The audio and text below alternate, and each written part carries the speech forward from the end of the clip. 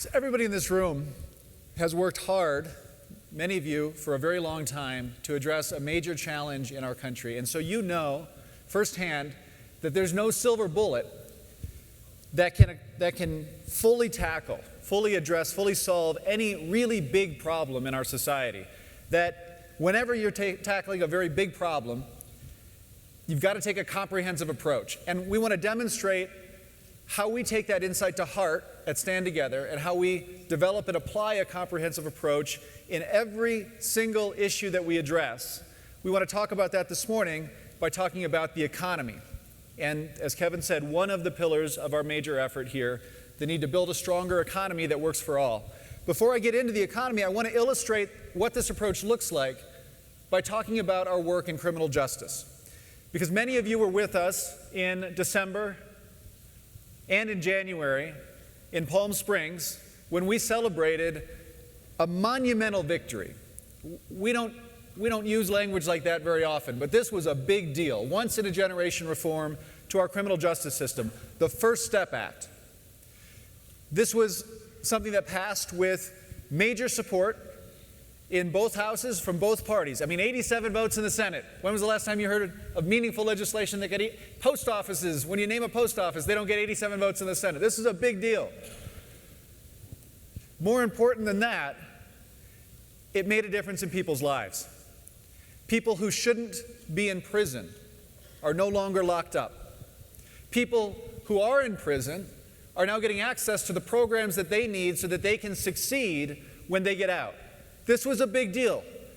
And days after that law was signed, people started returning home to their families. This was a law that immediately made a difference in many, many people's lives. Now, it's important to note that before it passed, and I mean just days before it passed, people told us it wasn't going to happen. People said, this one's still impossible. Good luck, guys. But together, you all put together a diverse group of partners, and you got it done. And what that proved is that the strategy works. Unite with anyone to do right. So success, right? Well, not so fast. See, the First Step Act, as important as it is, it's an example of the work that we do to improve the institution of government, better public policy, and this is critical. Bad laws need to be changed. But for problems as significant and deep-rooted and pervasive and consequential as those in our criminal justice system, changing public policy alone is not enough. So you also have to invest in strong communities. And you do that to help make sure that when people get out of jail, they have access to the resources that they need so that they can succeed. And that's why you, in partnership with Stand Together, support dozens of groups who are helping to do that, to help make sure that when people get out of prison, they've got a path to success. Groups like Hudson Link, based out of New York, that takes the likelihood that somebody who gets out of prison will go back from a national average right around 70% down to less than 1%. I mean, it's absolutely incredible. So strong communities play a critical role in this comprehensive approach, but that's still not enough. Businesses have to step up. And so you heard yesterday from our longtime partner and friend, Johnny Taylor, how more than 1,600 individuals have stepped up to sign the pledge to help hire formerly incarcerated people. And education plays a critical role as well, because we know that a good education is the best way to stay out of prison in the first place. So you put it all together, and this is how you make long-lasting progress on the really big issues in society. This is the comprehensive approach in action, and it's the approach that we take on every single issue that Stand Together addresses. It's become our secret sauce. It's what's critical to our success, and it provides the leverage that we need for all of the work that we've been talking about to make a difference at scale and address the really big problems in society. Now, this approach also has significant implications for your partnership and your investments. Because as you've told us, and I hope that you've had a chance to talk to others and you'll hear the same thing, you tell us that you appreciate how your investments are supported by hundreds of others. And what that means is no one person has to take on every aspect of this comprehensive strategy on their own. You can partner in a way that best suits your interests and your abilities, knowing full well that others are doing the same. And this is how we all make a greater difference together than any one of us could on our own. Multiple, mutually reinforcing investments across these key institutions in society. And for our major new effort, Stand Together to Help Every Person Rise, this is more important than it's ever been. Because to achieve each one of these pillars, Stand Together will make investments across those key institutions of society, hundreds of them, investments in education, communities, business, and government. And so that's what we want to illustrate this morning. We want to talk with you about what this comprehensive approach looks like in action by diving deep into just one of these 5 pillars, build a strong economy that works for all. And to do that, I'm going to invite my longtime colleague, Dr. John Harden, up to walk us through. John? Thanks, Brian. Okay, all right. So, build a stronger economy that works for all. That works for all. Now, that is a big, hairy, audacious goal, right? I mean, it's so big that none of us can achieve it on our own. But together, you're investing in all of the critical areas that can actually make a difference. Many of you invest in education. You're supporting the next generation of entrepreneurs and the research from universities that can usher in an economy beyond what we can even imagine today. Most of you are leading or you're investing in principled business. And these are the engines of innovation that create the growth that propels our society forward. Others of you are ramping up support for communities because it is true that innovation causes disruption. And disruption can leave some people behind unless communities are there to help to lift them up. And then there's those of you who are empowering people to improve government policy, giving voice to millions across the country to remove barriers that are holding people and our economy back. And by embracing this comprehensive approach, you've created more momentum in the last 5 months, right, since the last time we met, than we've ever seen. And today, we want to share with you some of those stories that are creating new opportunities for even more progress in the future. So let's begin by digging in on education. And I want to start by making a confession. So I have a struggle in my life that I don't want to hide anymore. I'm just going to put it out in the open.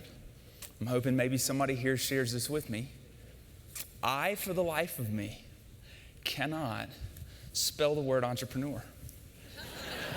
Can I get an amen from anybody? Is anybody with me on this? Right? Look at it. All those R's and E's in there, and that U. It's the R after the P. That one will get you. You got to be careful with that one. Praise the Lord for spell check. Right? If you got to write that on a chalkboard, you're in trouble. But look, as hard as it is to spell that word, it's also hard to define entrepreneurship. You know, and with colleges today, more and more of them are teaching entrepreneurship, but they can tend to define it more as simply a toolkit for starting a business. But you know, and you've said to us that entrepreneurship, it is so much more than that, right? Entrepreneurship is an attitude. It's a way of approaching the world. It's about how in everything you are obsessed with opportunity and solving problems, taking risks to create solutions that improve other people's lives. Now imagine if every student learned to approach every part of their life with that mindset. What would that do for our economy? What would that do for those students? What would that do for our society? Well, that's why partnering together, you've been supporting dozens of programs at universities across the country that work with students to develop the mindset of a principled entrepreneur. And it's from the bottom up. From the program at Catholic University that's supported by Tim and Steph Bush, to the program at Utah State that's supported by the Huntsman family and Amy Reese Anderson, to the Koch Scholars program that's in partnership with UNCF, you're achieving a much larger scale. Let me give you one example. UNCF Koch Scholars. See, for the past 5 years, thanks to the support of this Stand Together community, UNCF has provided scholarships to students across dozens of universities, from MIT to Morehouse to Harvard to Spelman. But you see, this isn't your typical scholarship program. In fact, Dr. Michael Lomax, who many of you know well, he's the president of UNCF. He is a social entrepreneur that we are proud to partner with. And he's here with us this weekend. And he's going to tell you a little bit about how transformative this unique program is for students. But first, let's hear from the students themselves.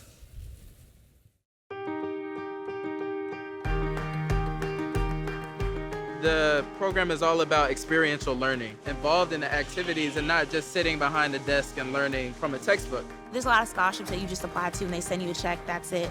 But I really admired the fact that they wanted to invest in us, taking the time to not only give us money, but put us in an environment where we can learn. What's going on? I'm here with all my peeps from last year. We're just hanging out now. Now we are on our way to our first breakout session. Woo-hoo! You really don't see many scholarship opportunities that have like a want to help you grow. My top strength was competition, and it said that I'm driven to be the very best, which I definitely agree with. And his was empathy. He said that even though I don't agree, I would still find a way to understand and see what you're going through on a deeper level. We really need to focus on supporting entrepreneurs and also being entrepreneurs and being leaders in the community. I've networked with amazing people here, but I've learned so much about entrepreneurship, about myself. Having a mentor really provides you like a different perspective because you are seeing someone who was able to do what you want to do. Being able to take the wisdom from someone who already did it is really inspiring and kind of gives you confidence. I do the online mentoring. For me, a leader is someone who develops other leaders. They're digging down, like, who is that principled entrepreneur, or who is that person with integrity that I really admire? I wasn't thinking about being an entrepreneur until I got into the program. Do your career, do what you believe in, based on of who you are as an individual. That's really what this is.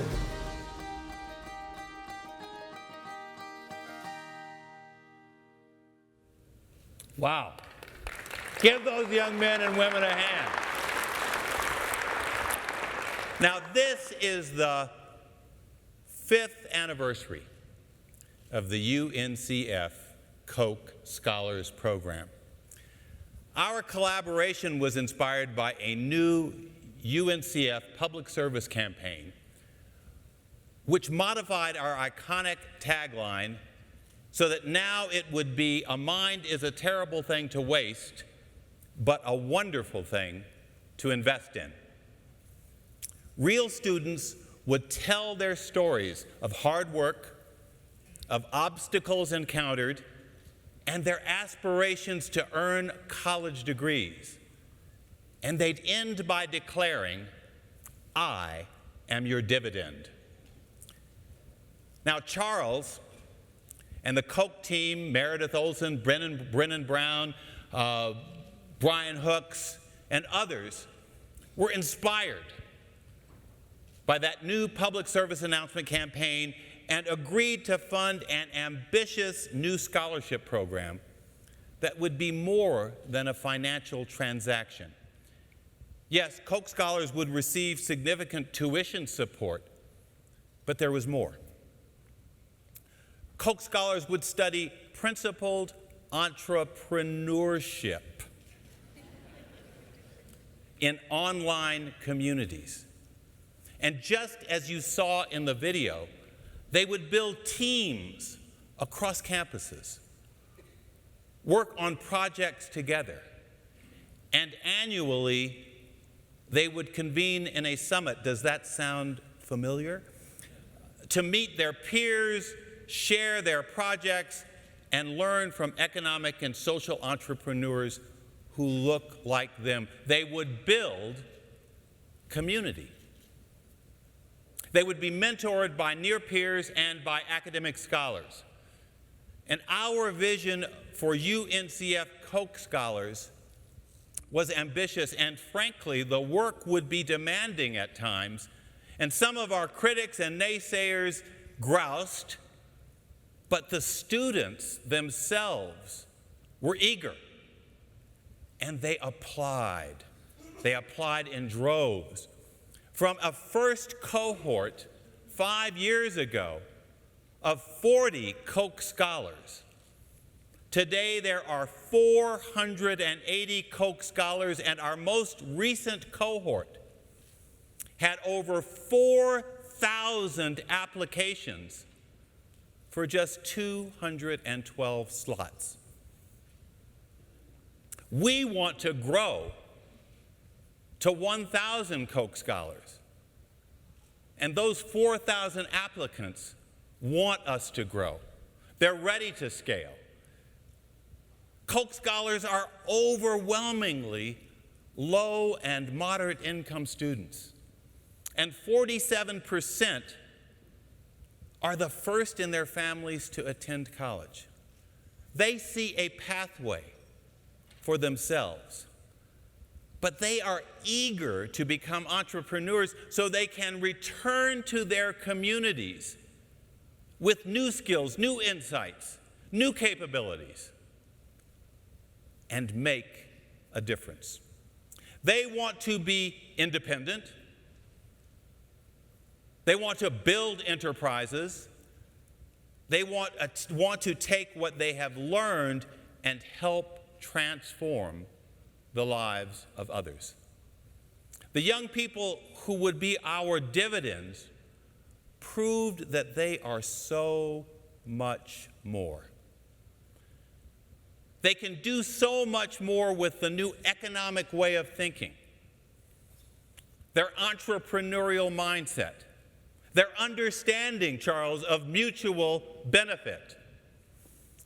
Koch scholars are eager to put their learnings into practice in real life situations in their communities. Experiential learning, you heard them say that, internships. And now we see them, not as clients, but as leaders, emerging leaders, working with other community partners or building enterprises of their own, or one day joining this partnership as funders and donors themselves. Yes, Koch scholars are our dividends, but they are so much more. They are a part of the next generation who can stand together and help others rise.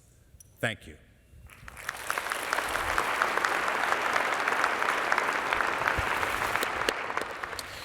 Thank you for your partnership, Dr. Lomax, and for the incredible impact that you and UNCF are having on so many students' lives. And as you saw in that video, these are students who are passionate about building a stronger economy that works for all. So you see, in education, training the next generation of entrepreneurs, that's one way that we can invest in future innovation and growth of our economy. But there is another way.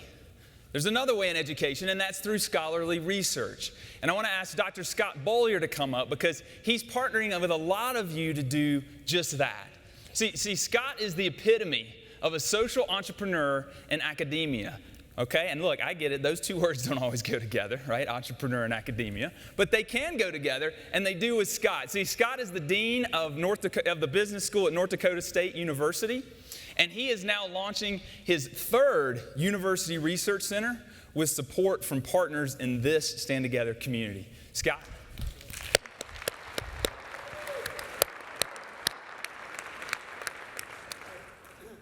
That social entrepreneur phrase, John. Tomorrow I want to go home and put on my business card, if I could spell it, social entrepreneur. Unfortunately, I go back and I'm the dean. You all are like the boss. I'm the dean when I go home. But for today, I get to be social entrepreneur, and it's fabulous.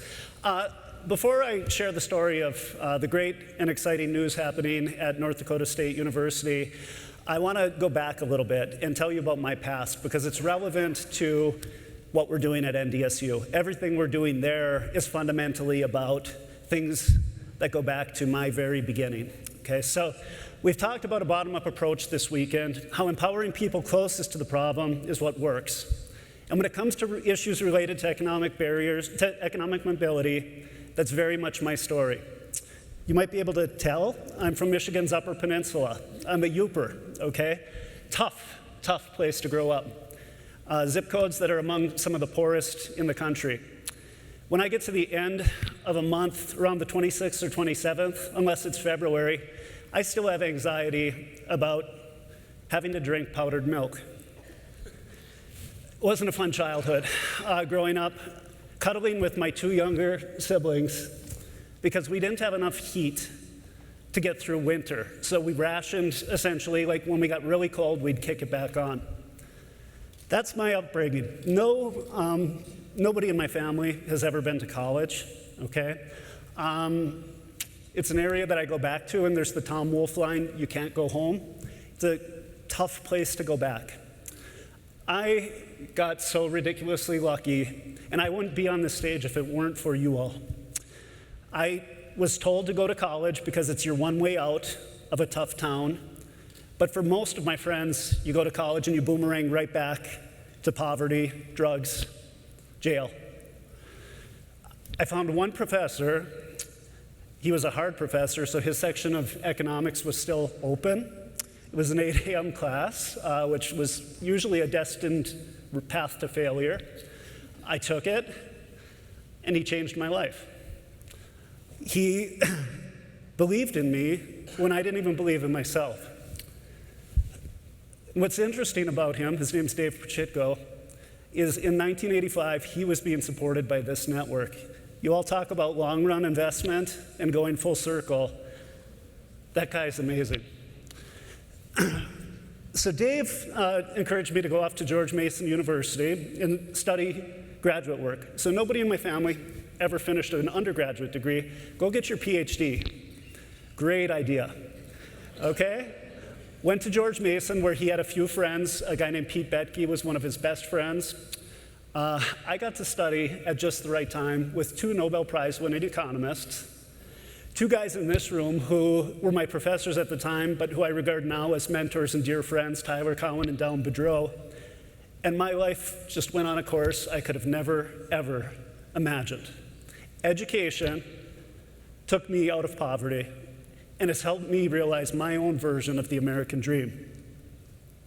Now, you get your PhD in economics, and all the incentives are tilted towards do a little research, be good to students, get tenure. And once you get tenure, you can become a good golfer, okay? I had all of those incentives, all right, working against me. And if I were rational, I probably should have pursued them. But I had this itch. It goes back to Dave making such a difference on me that I needed to do more. I got plugged in because I was a George Mason graduate with this group very early on. And you all essentially acted as an accelerant on my career. I was the youngest business dean 3 years ago at NDSU. I'm beyond the average business deanship right now. I'm still the youngest, okay? Kind of crazy. You all were responsible for helping me get to where I am now. As John mentioned, I launched 2 research centers, both very reflective of who I am, trying to make a difference in students' lives, trying to do impactful research that just doesn't end up on a shelf, and trying to change the world. The first was at Troy University. I hired 8 professors. Those guys would have ran into the wall for me. I went to Arizona State University, which is a huge jump from Troy University, largest state university in the country, and hired a team of researchers there who are talking about opportunity, economic liberty, and making a difference with many first-generation students like I am. That all was really, really fun. You're laser focused on just trying to drive and do good. My success at ASU led me to get recruited in the wintertime to Fargo, North Dakota, okay? I'm from the UP. I sold the search committee on I can do cold. It's been 3 winters, Team North Dakota. It's really hard, but I keep at it, okay? I went to NDSU. It's been absolutely amazing, and I want to share a little bit with you about what we put together this spring, and then we'll talk a little bit more. Universities are all aspiring to be like something else. They're acting as though they're playing the big research game, chasing their own tails on research endeavors in many cases that aren't relevant. The result is just a lot of work that nobody's reading. The main people harmed by that are students. It's time for just rethinking what we're doing. I arrived at NDSU and had this idea percolating of what is a program that's going to have tremendous impact on students' lives, that's different and that's relevant. At North Dakota State University, we aim to cure cancer and feed the world. Thanks to the cancer researchers that we have, thanks to our ag focus and our land grant status, I want to do something, creating a third pillar for us, helping people live better lives. We need to be studying poverty, international trade, immigration, entrepreneurship and innovation through an institute. The institute started as a proposal Scott wrote. It got in front of me rather quickly as we had been looking for opportunities to invest here. We all have a responsibility to help others. With our gift, the donors, and then the Koch Foundation, we felt like we could really help a lot of people and it'd make a difference. Today we've gathered to have a press conference to announce the North Dakota State University Institute for Global Innovation and Growth. We'll be doing research on a local, regional, and national basis. We have an opportunity with this institute to get the ideology out of the room and get the data into the room. We have an opportunity to actually do the work to help people come up with the answers that can lift the world. It's so exciting to be able to get more students to participate in the kind of work that we do here, try to be better researchers and problem solvers. It makes people be able to look at what is not working well and be able to contribute to how they can make it work better. We just tossed an idea up into orbit, hoping it might have some legs. And 6 months later, we're over $30 million in support. We went from an idea to an institute launch in 6 months. That's totally insane. This is the largest investment in people in university history. This could not be possible without this community. With this institute, we hope it'll impact economic growth and help people live better lives.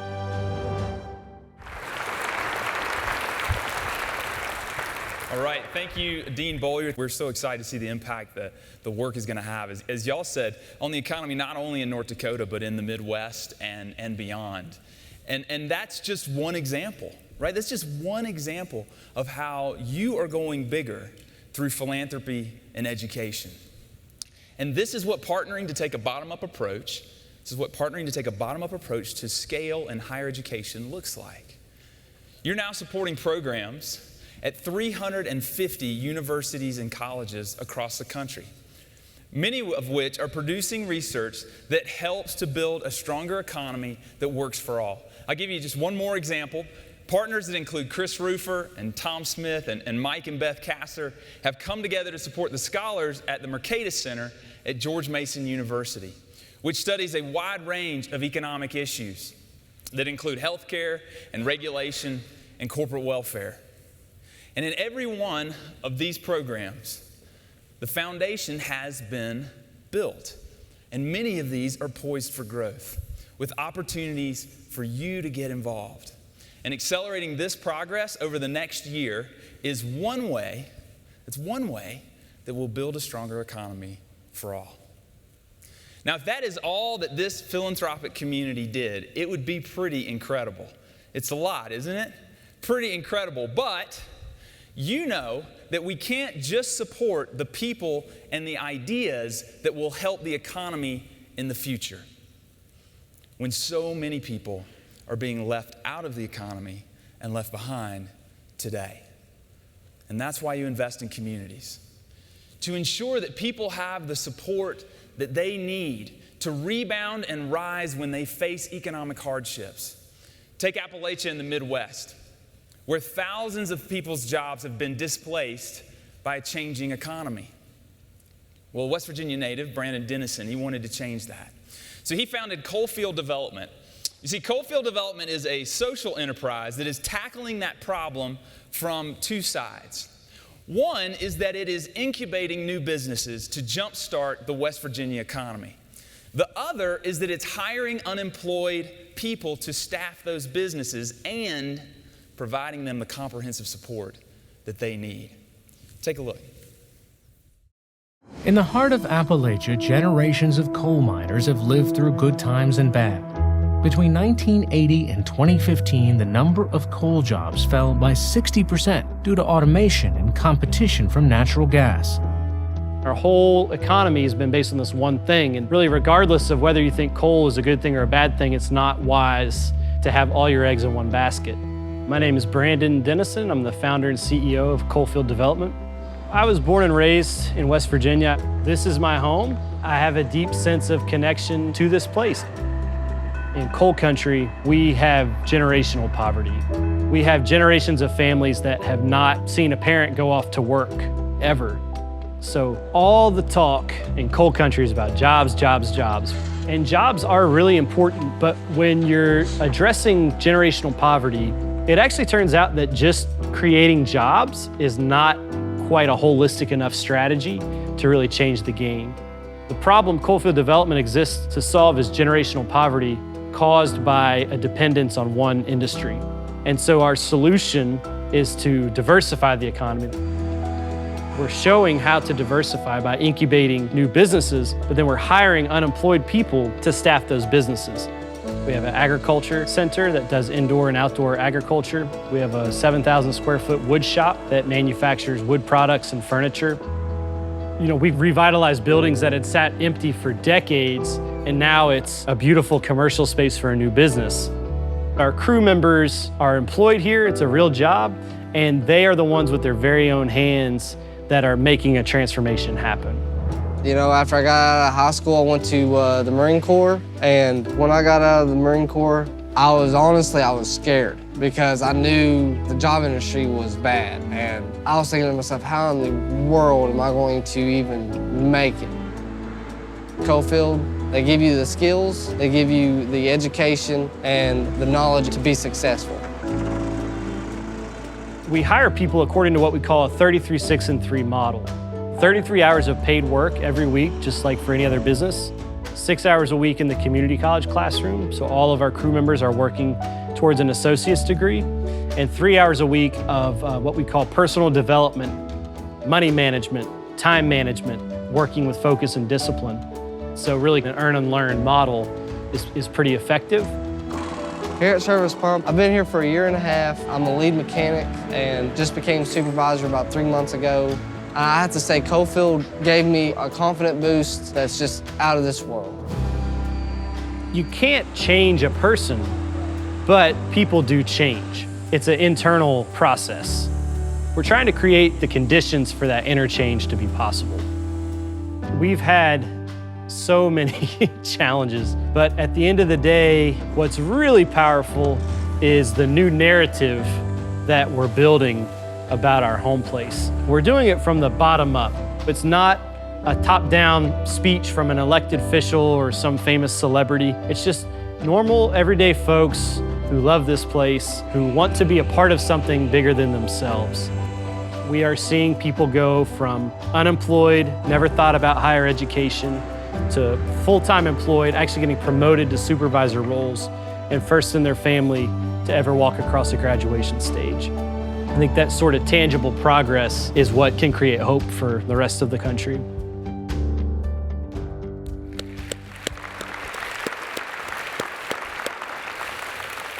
So your support has helped Brandon and Coalfield Development begin to change the narrative. From West Virginia to Ohio and beyond, this is a model that could help ensure that displaced workers and depressed communities, that they're not left behind in a rapidly changing world. Your partnership is helping Coalfield, but it's not only Coalfield. There's also 30 other programs. And many of you are not just supporting one of these, but you're investing in this whole portfolio. That's how in Chicago, Cara is able to expand. Cara's success rate is one of the best in the country, helping 75% of their clients go from chronic unemployment to obtaining secure jobs and housing. And you're putting them in a position to help many more. Meanwhile, over in California, you're helping Chrysalis.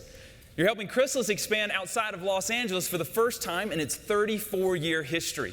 And within the next several years, Chrysalis aims to double the number of people that they help get back to work as productive members of our economy. And we believe that we are just scratching the surface of what's possible. Through partnership, we can do so much more in the months ahead, and we must, because the pace of innovation and change, it isn't going to slow down, and we don't want it to.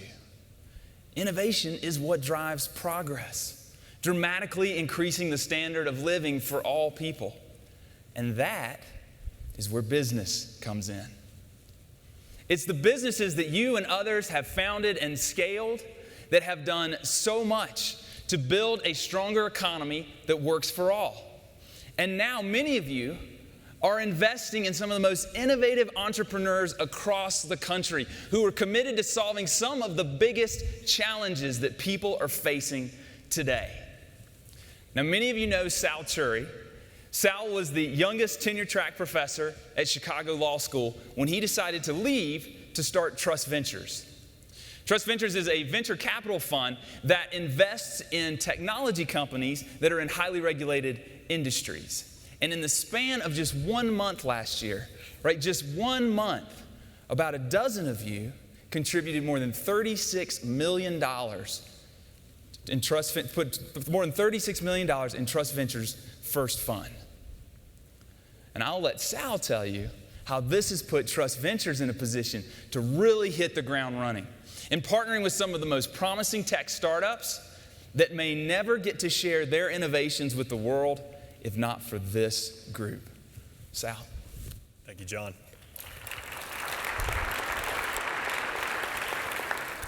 I've always been an optimist about the future. But after talking with over 1,000 technology entrepreneurs over the past 2 years, I'm more optimistic than ever. And that's because over that time, I've been identifying and investing in startups that are tackling some of society's greatest challenges. And they're taking completely new approaches. So a couple quick examples. In energy, Oklo has developed and pioneered next-generation nuclear technology. They've created a safe, scalable, and portable nuclear generator that can not only increase access to power to folks who are off the grid, but dramatically lower costs. So for folks in remote areas of the United States, they can lower the cost of energy by 80%. Or in healthcare, Visibly is using telemedicine, which is where you connect doctors and patients online, to provide affordable and easy eye care to folks across the country. Now, this is an especially big deal for the folks who live in the 24% of US counties that don't have an eye doctor, or for the 2.5 billion people worldwide who don't have access to an eye exam.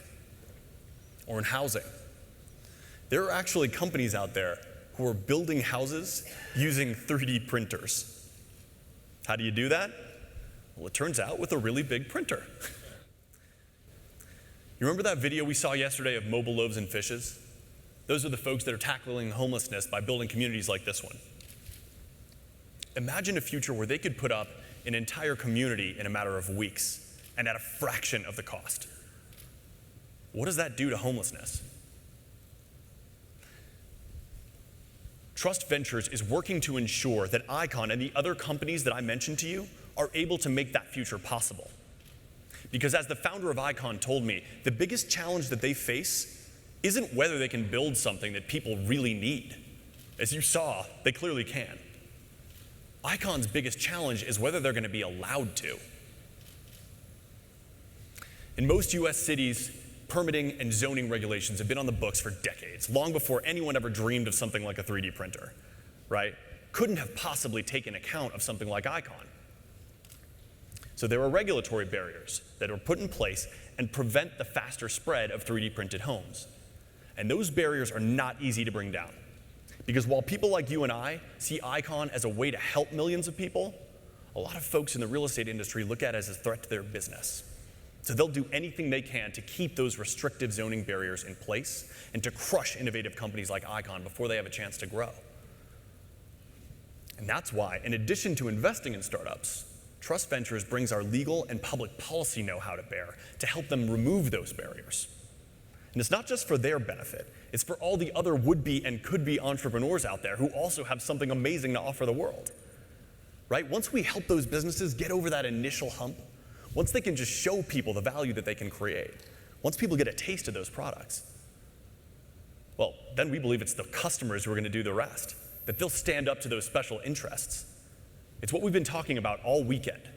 It's bottom up, not top down.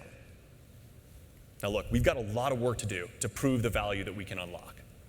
But because of the way that a lot of you are partnered together and with us, we're off to a much faster start than we ever would have imagined.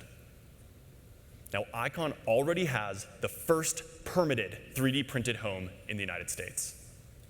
And our team is working to pave the way for Icon and other innovative companies to get permits for many, many more 3D printed homes in the years to come. And earlier, I mentioned Visibly. Well, over the past couple of months, special interests tried to ban Visibly's technology through legislation in multiple states. So Trust Ventures engaged. And you put us in a position to stand up to those special interests. And we won. And because of that, over 22 million Americans have access to affordable, easy eye exams who wouldn't have otherwise.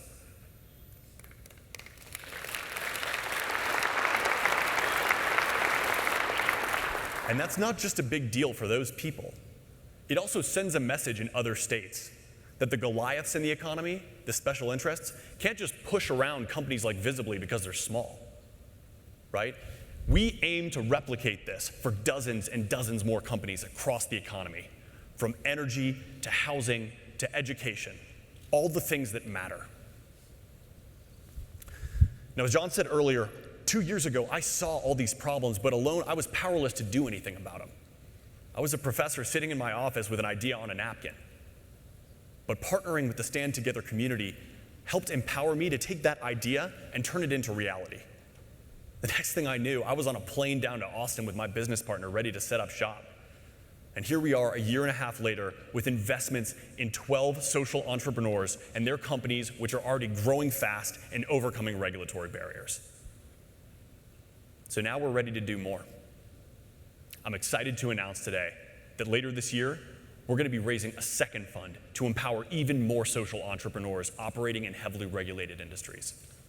If this is something you're interested in, we'd love to talk more about what we can do next together to help build a stronger and more innovative economy that works for everyone. Thank you so much.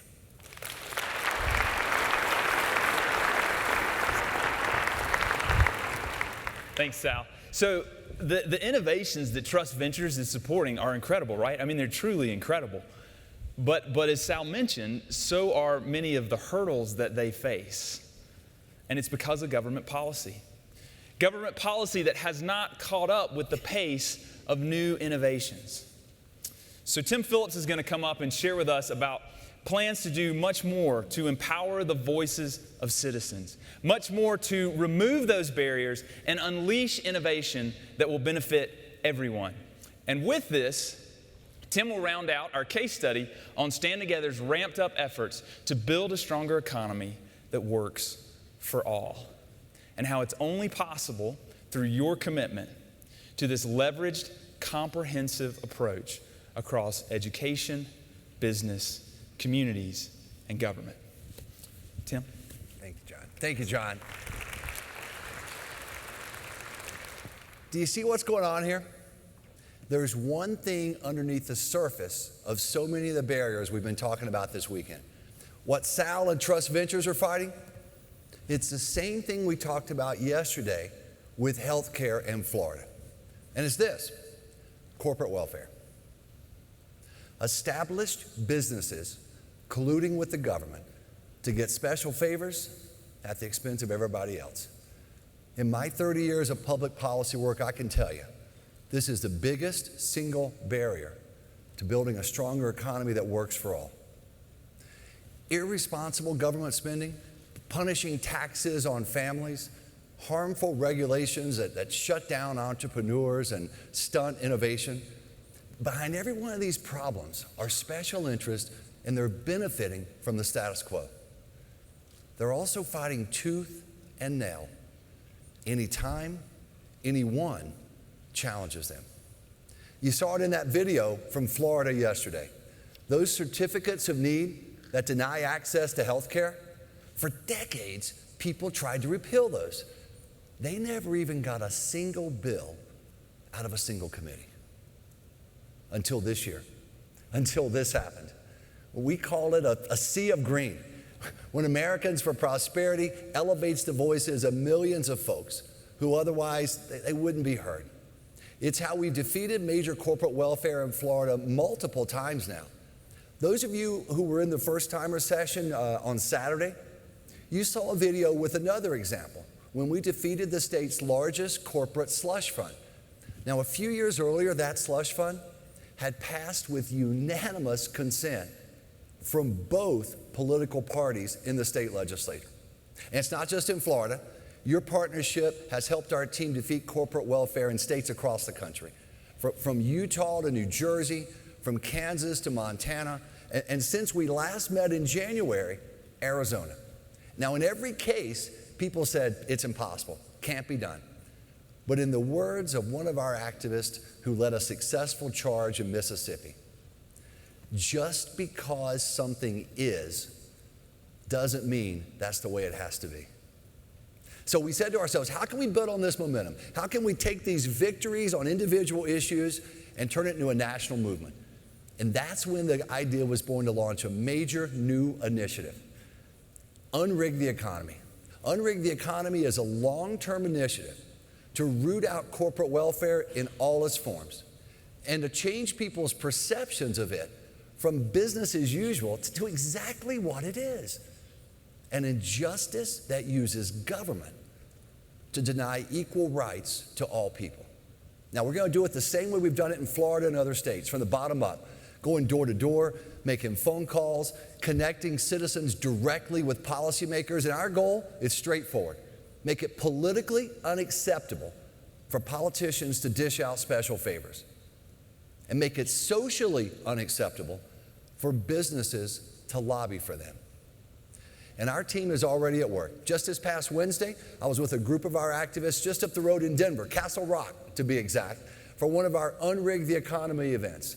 And let me tell you, these folks are fired up. They're excited to be literally the tip of the spear on an issue that has enormous consequences for our nation.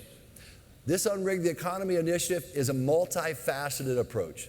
In the states, Americans for Prosperity will focus on ending some of the most egregious corporate welfare programs across 35 states, like we did in Florida. At the federal level, we're already leading a brewing fight to end the Export-Import Bank. It gives out subsidies to some of the biggest companies in America. It really does. And yes, Claude, you've been fighting that for years, and we're going to get it done. And most urgently, this fall, we're going all in to end one of the worst examples of corporate welfare in Washington. These so-called tax extenders, you've heard about these? That Congress, they're notorious for sneaking in the must-pass spending bills to benefit favored industries. And you want to know something most people don't know? We're finding this issue can unite folks across the political spectrum. Take a look at the coalition that's fighting tax extenders already. There's everyone up there from the Progressive Policy Institute to Heritage Action, and I think everybody in between. Uniting such a diverse coalition, we think it's the only way we'll put a stop to this madness once and for all. But do you know whose voice is strongest against corporate welfare? It's yours. Because the strongest voice against business handouts are business leaders who don't want handouts. It's worth repeating. The strongest voice against business handouts are business leaders who do not want these handouts. Partners like Chris Rufer, who's sitting in the audience today, he's written op-eds in the New York Times, or Art Pope, who was a key reasons why Republicans scrapped a $1 trillion consumer tax as part of the 2017 tax reform. You see, your leadership makes a huge difference. If you want to leverage your voice to unrig the economy, I hope you'll write that down on a card that should be right around the table in front of all of you. It just takes a moment, jot it down on the card. Folks will collect it when we're finished here. Let's shine a light on corporate welfare, and let's bring the heat on anyone who's fighting to protect it. Let's stand together and build a stronger economy for all. Thank you. Thank you, Tim. So I hope it's clear that if we're going to help every person rise, economic progress and innovation, standing together to build a stronger economy that works for all, it's a critical part of what we've got to do. And I hope that us walking through this case study of your investments across these key institutions this morning is a good illustration of what we have to do within each one of these 5 pillars to be as effective as we know that we can be. And it's worth pointing out, as John did and others did, that we were only able to share a handful of examples, even within that one pillar, of all of the opportunities to make a difference together. Because to succeed, we've got to do even more across education, business, communities, and government, and we've got to do it within each one of these pillars. And I am so thrilled to be able to share with you the momentum that you've got. This is what you're doing, investing across these key institutions, and I will promise you that we are not about to slow down. So I want you to consider, as a marker of this momentum, that every single example that we've shared with you for the past 2 days, everything you've seen on the videos, from the folks here, from the personal testimonials, every single example that we've shared with you in the last 2 days is something that you all have made happen just since we met in January in Palm Springs, just in the past 5 months. I mean, this is serious momentum, whether it's what Scott's doing at North Dakota State University, or the dozens of you who have contributed to add jet fuel. I'm talking jet fuel to our work on persistent poverty. It's been absolutely astounding. Or the more than 90 people that were first-timers at our January meeting and have already found a way to take action and partner with Stand Together at this point. We are so grateful for your partnership, and I'm here to tell you that what you're doing is working, and we are just getting started. But as partners, I need to engage you in one of the significant challenges to our comprehensive approach, something that threatens to slow us down. And that's our investment in the institution of government, our work to improve public policy. Because as much success as we've seen, remember, we've reported to you over the past couple of days that we've just come off our most successful legislative session ever. I mean, 62 victories in one state, in the state of Florida, which you've heard us report back. And this is in addition to the extraordinary success that you've helped to achieve at the federal level, the criminal justice reform that I mentioned earlier, or the regulatory reform that so many of you have been engaged with, and many others. Despite this success, we know that we can do better. We know that our country deserves better. But to do better, we've got to do things differently. Now, Stand Together is more committed than we have ever been to breaking barriers in public policy. The question is, how can we make more progress given the polarization in our politics today? And that's a question that we want to take head on with you right now. And to do that, I'm going to invite Emily Seidel back up. Recall, Emily is the CEO of Americans for Prosperity, and she also leads AFP Action. Emily? Thanks, Brian.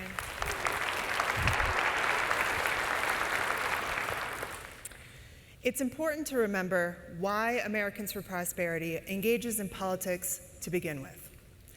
It's because public policy matters, and partisanship is preventing good public policy. So we set out to do things differently and more effectively. But before getting into political strategy, I want to share an update on 2 courageous people who demonstrate why what you do in public policy is so important. If you were here last summer, you won't ever forget Matt and Caitlin Bellina. Matt was suffering from ALS, Lou Gehrig's disease. When he was diagnosed, he was 30 years old, a Navy fighter pilot, and a father to 3 young boys. There's no cure for ALS, 80% of patients die within 5 years. Last summer, Matt was in year 4. Matt and Caitlin weren't just here for themselves. They were representing everyone else who could benefit from repealing a law that made it illegal for terminally ill patients to try experimental treatments that could save their lives. Those of you who were here last summer will remember seeing a video that we'd made with Matt and Caitlin 3 years earlier when we first met them to raise awareness about this issue. We thought we'd play a short clip from that video for those of you who were unable to meet them last year. It's like a slap in the face, especially since he's a veteran. Like, okay, you wanted him to strap a rocket to his back and go fly to defend the country, but now when it's his turn and something's wrong with him, you're like, yeah, sorry, it's too dangerous for you to try that. I'm okay with the fact that I might die of this disease, but like the fact that it's gonna keep on going and going like this, and that there's 6,000 almost people every year being diagnosed with this, and that's just ALS. We start broadening it out to everything else, all these other terminal illnesses that we could be curing, and yet we're still doing trials the same way we were in 1950. I think a government organization that's set up to help the people, if it's not working, they need to figure out a way to make it work, because this isn't working. They're there to help us, not to hurt us. And right now, at least ALS patients, they're hurting them. It's unimaginable what it must feel like to face a barrier like that. And despite Matt and Caitlin's tireless support on behalf of all terminally ill patients, Congress refused to act. Even though 85% of Americans supported the legislation, even though majorities of Republicans and Democrats in Congress supported it. The fact of the matter was, neither party wanted to give the other a win. It was rank partisanship, and it was disgraceful. But you heard Caitlin say, if government is not working for people, then people need to find a way to make it work. That's what this group set out to do last spring. Rather than double down on the partisan approach that had resulted in stalemate, you supported us to find a more effective way, helping to build a nonpartisan policy coalition of lawmakers that wanted to do the right thing. This group made real investments to launch a major media effort, including a national TV ad that thanked policymakers from both parties who were leading on this issue, and called on the rest of their colleagues to act. We also upped the pressure on key lawmakers who were holding things up. Our grassroots teams made so many phone calls to their constituents that one of them called us and said, enough, you've made your point, we're trying to get this done. And then a few weeks later, Congress passed the legislation and sent it to the president's desk. Because this group did things differently, we won. Matt and Caitlin, all of you, and thousands of families, we won. By last summer, yeah, you deserve a round of applause.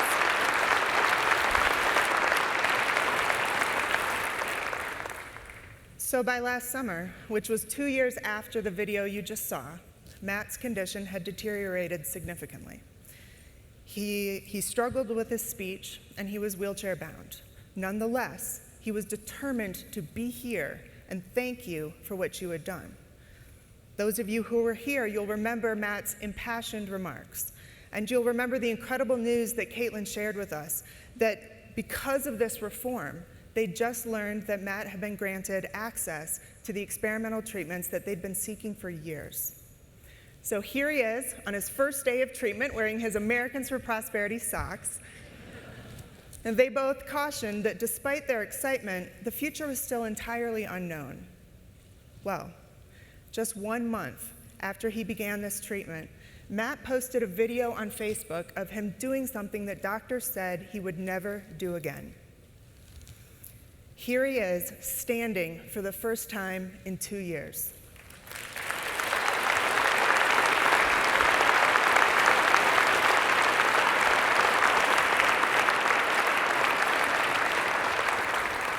Just a few days ago, he also texted us to let us know he can now do this without support. It's incredible. And when you play this story out thousands upon thousands of times over, for people today and for decades to come, it makes you realize just how much what you do matters, how much public policy matters.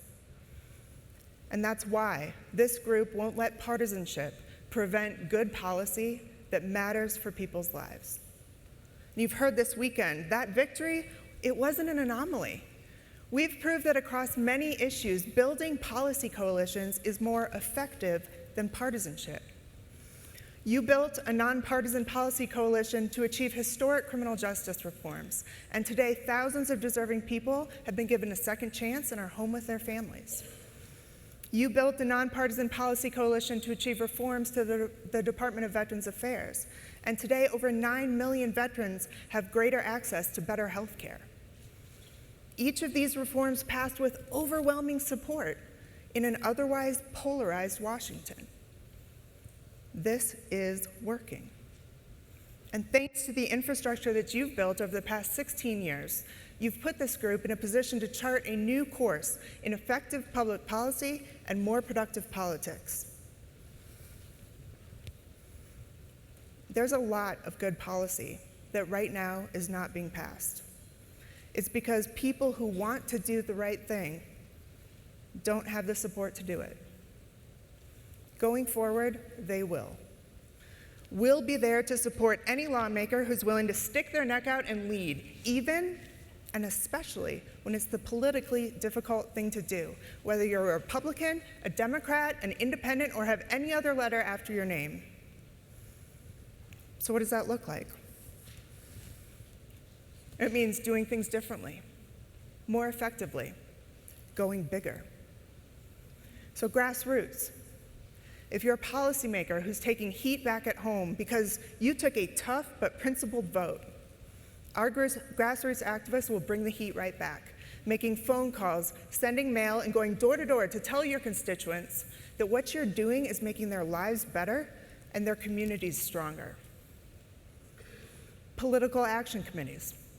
If you've got the courage to confront the extremes and lead on an issue like immigration or free trade, or free speech. There are new political action committees that will enable millions of Americans to support you financially.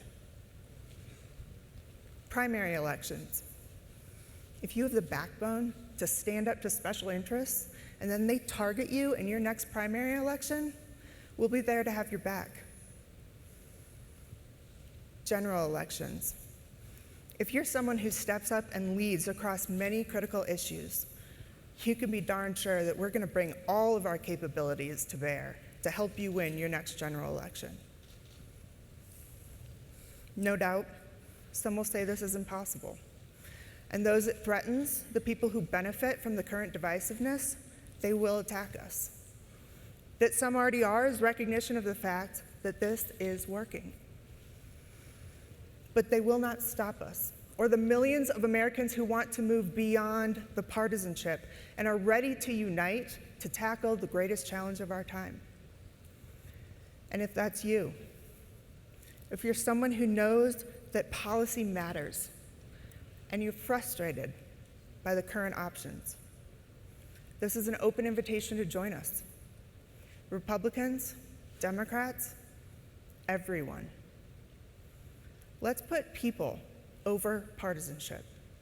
Let's forge this new path together. Let's stand together to help every person rise. Thank you.